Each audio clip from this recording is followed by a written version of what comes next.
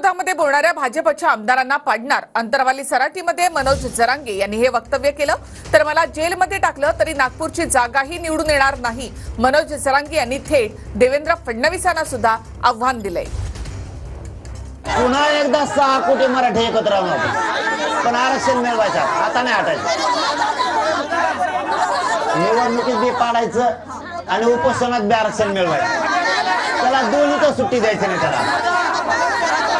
आणि त्याचे जेवढे आमदार बोलते ना आपल्या विरोधात भाजपचे, ते सगळे आमदार इथून पुढे पाडायच्या, एक नाही ठेवायचं. पुरे साफ करून टाकी निवडणुकीत. अख्खे ग्रामपंचायत सदस्य तुला कावाच होऊन द्यायचं नाही. हा माया तर लागू नको, तू काय माझा दुश्मन नाही. काय होईल ते की सिनेमाला चल जाऊ दे, जेलला काढला आम्ही इथं बसायचं तिथं बसू. मग घरी आल्यावर आणि मला जेलला टाकल्यावर तुला वाटतो तो भाजपची सीट आहेत राज्यातले, मग तर एक येत नसतं, मग नागपूरचं पडत असत.